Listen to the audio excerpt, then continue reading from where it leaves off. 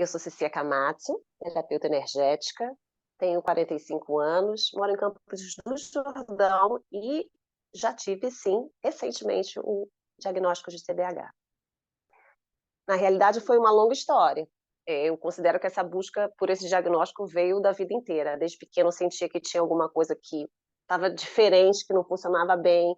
Desde criança eu busquei terapias, psicólogos, mas eu imagino que por eu não ter talvez um perfil mais clássico de TDAH, isso foi passando mascarado. E eu sempre tive muitas adaptações, então eu considero que a minha vida foi uma superação na conquista dessas superações, dessas adaptações, né? Aos 28 anos, um momento muito difícil, né? Fiz uma grande transição de carreira para me tornar terapeuta, e eu considero que um dos grandes motivos foi uma cura energética que eu tive de um problema físico, né? Eu tive uma hérnia de disco, de sobrecarga, tive sempre muitos problemas com enxaqueca desde criança, esse também era um problema que eu imagino que tem a ver com TDAH, e desde então eu me envolvi com essa questão de meditação, desse mundo mais espiritual, com as questões mais energéticas, e foi esse meu próprio caminho de cura energética que me levou a me tornar terapeuta energética, e dentro desse mundo eu encontrei assim muitas adaptações, muitas ferramentas que assim mudaram a minha vida, né? E eu considerava que aquilo, entre aspas, estava sob controle, resolvido. Com a pandemia, né, uma sobrecarga de trabalho, né, toda aquela energia, toda aquela, enfim, sobrecarga mesmo energética, acho que geral, né, eu comecei a ficar muito, parecia que eu estava distante, eu até brincava, né, falava com os médicos, eu falava, eu imagino que quem tem transtorno de déficit de atenção deve se sentir assim, porque minha cabeça, eu estava ouvindo as pessoas falando, eu tentava conversar e parece que não assimilava, né, eu fui me sentindo, parece que estava distante, parece que a cabeça não funcionava, o meu rendimento durante os atendimentos, isso nunca me prejudicou. É interessante isso, né? Porque durante o atendimento eu entro em hiperfoco. Então, parece que o mundo nada mais existe e eu entro ali com a pessoa e eu não me sinto mal, eu não sinto essa dificuldade. Mas era eu sair dos atendimentos que eu ia conversar com as pessoas e eu não conseguia nem entender por que tinha tanta diferença, né? Durante o atendimento e quando eu voltava para minha vida para conversar com as pessoas, até mesmo assistir TV ou ler um livro, eu não conseguia mais. E eu sou o tipo de pessoa que sempre leu muito, né? Eu gosto de estudar. Eu acho que quando criança eu nunca tive problema no colégio porque eu amo estudar. Então, aprender e saber não era uma dificuldade para mim. Eu entrava no hiperfoco também na sala de aula, então é que eu não precisava estudar muito em casa, porque durante a aula eu entrava no hiperfoco, aquilo absorvia. Se me perguntasse naquele momento, eu não ia saber responder, mas depois de um tempo aquilo já estava ali sedimentado, né? Que acho que é uma das características, não sei se do TDAH em si, mas eu imagino que tenha a ver com esse funcionamento diferente. Enfim, então com a pandemia fui buscar, né, o que está acontecendo. Fui em médicos, fazia exames, não tinha nada de errado, e a maior parte das pessoas falava, olha, acho que é o estresse mesmo, né, uma sobrecarga de trabalho, é o estresse decorrente desse movimento da pandemia, não se preocupa, mas eu fui ficando cada vez pior, né? Entrei num quadro até depressivo que eu percebi, né? Aí fazendo muita pesquisa, eu falei, gente, mas tem alguma coisa que não está encaixando. E por acaso, acho que apareceu algum vídeo no YouTube, né, falando sobre a questão de motivação, de consistência e TDAH. Eu falei, bom, isso aqui é interessante. E fui pesquisando, pesquisando, cheguei até aos vídeos da Lenisa, e aí fui me encontrando, né? Falei, acho que é esse o caminho. Fui buscar um psiquiatra, né? Ele falou, olha, a gente vai cuidar primeiro desse quadro depressivo, que você realmente está, né, no quadro de depressão, mas vou te pedir para fazer uma avaliação neuropsicológica. Aí procurei um neuropsicólogo, passei pela avaliação, e aí foi quando eu cheguei a esse diagnóstico.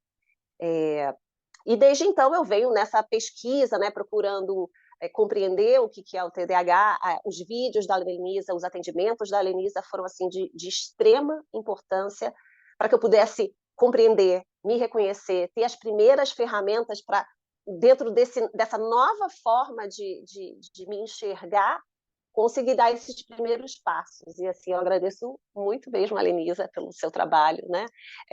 Porque realmente fez uma diferença muito, muito grande, né? Agora eu estou num momento onde, mesmo tendo as ferramentas terapêuticas, eu estou buscando me desvincular de 45 anos de uma vivência de você se enxergando, sentindo, pensando, se cobrando ser normal. E é interessante que, mesmo tendo a consciência racional, né, do TDAH, de que existe um diagnóstico, de como funciona, ainda assim leva um tempo para a gente conseguir descolar daquela forma de ser, né, daquela forma de se viver. Atualmente eu estou tomando medicação, que tem me ajudado também, né? Graças a Deus eu não tive efeitos colaterais como muitas pessoas têm, mas mesmo com a medicação, acho que muita gente fala isso, né? A medicação não resolve, né? No meu caso, acho que com todas as ferramentas que eu tenho, ela era o pontinho de segurança que eu precisava, né? Porque parece que sempre estava faltando alguma coisa. E durante o período de avaliação neuropsicológica, o que eu percebi fazendo os relatórios para avaliação é que, na realidade, eu não tinha tido eventos de depressão ao longo da minha vida, mas, mais do que tudo, eram ciclos de sobrecarga. No meu caso, eu tinha, a cada 4 a 7 anos, um ciclo onde eu, né, ia exaurindo. Eu nunca deixei a procrastinação, não que eu não lutasse com ela todos os dias. Mas eu sempre fui muito durona ali, no sentido, eu vou, eu quero, e eu vou, e eu vou, e eu vou. Só que isso sempre gerou um desgaste muito grande. Acredito que até por isso eu tinha um problema tão intenso com as enxaquecas, porque eu falava, minha cabeça está fritando, minha cabeça está, né? Literalmente, acho que devia estar fritando mesmo. Então, só que chegava um ponto, né, aí nesse período, entre 4 e 7 anos, que eu caía num ciclo de exaustão. E só fazendo a avaliação neuropsicológica que eu entendi que tinha um ciclo, né? Que eu passava 2 anos me recompondo de um período de baixa, ia subindo, só que aí sem respeitar e sem conhecer as limitações ou as condições do TDAH, eu nunca respeitei isso, me cobrei funcionar normalmente. Aí eu entrava em sobrecarga, só que a sobrecarga para mim sempre foi o normal. Dor de cabeça, vamos embora, não é isso que vai me segurar. É o mal-estar físico, vamos embora, vamos continuar. Só que chega uma hora que o corpo não aguenta, aí eu caí, né, numa crise de depressão. E aí vai lá, mais 1 ano, 2 anos me recuperando, aí passa alguns anos ali forçando, caí de novo na depressão. Então, essa foi uma das grandes compreensões que eu tive, né? Estou aprendendo a respeitar os limites e as condições de TDAH, ainda me familiarizando, apesar da gente viver isso, né, 24 horas por dia durante toda a nossa vida, você perceber com esse outro olhar é algo muito diferente, né? Parece que é fácil pensando racionalmente, mas na prática isso leva um tempo. E eu estou justamente nesse processo de recuperação. Afinal, esse diagnóstico foi dado em julho desse ano, né? Então tem alguns meses aí. Como todo TDAH, eu estou aqui com pressa, fico achando que está demorando. Ai, meu Deus, eu não estou conseguindo, eu estou usando todas as minhas ferramentas, está devagar. Mas aí eu paro, aí eu uso o exercíciozinho da Lenisa, né? Vamos avaliar a situação real. Ceci, faz muito pouco tempo, né? Não deu tempo ainda para tudo isso assentar, entrar no eixo. Sim, uma grande libertação, porque foi muito tempo, né? Nossa, eu achando, eu falava, gente, não... eu cheguei a um ponto de achar, eu falava, não, se é para continuar vivendo desse jeito.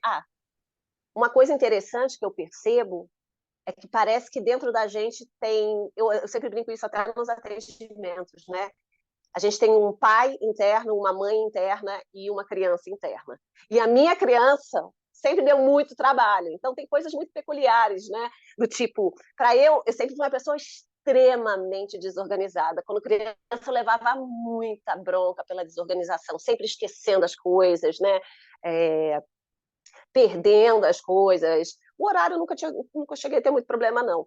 Mas, com certeza, a questão da desorganização sempre foi uma questão crítica ao longo da vida. E, para eu conseguir me organizar, vocês vão ver aqui até atrás de mim, tem que ser tudo bonitinho, rosinha, tem que ter florzinha. Eu falava, gente, mas isso é muito infantil. Mas aí eu percebi que funcionava, né? Então ficava aquela briga entre os meus adultos internos e a minha criança falava, mas eu gosto disso, né? Aquela, como que você gosta disso? Tipo, tudo rosinha, bonitinho, mas visualmente é algo que estimula, né? Então dá prazer de olhar. E aí foi a forma como eu encontrei. Aí eu aceitei e falei, tá bom, vamos deixar tudo bonitinho, cheio de florzinha, assim que você gosta. Né? Então, muitas vezes, muitas negociações com a minha criança falando, né, eu não quero fazer, não vou fazer. Eu falo, não, vamos embora, vamos fazer. Não, eu não quero, eu não quero. E às vezes, né, meus pais internos eram muito durões, né? Vai sim, não quero saber, vai. E a criança vai chorando, né? Você vai arrastada, assim, eu não queria fazer, mas eu vou ter que fazer.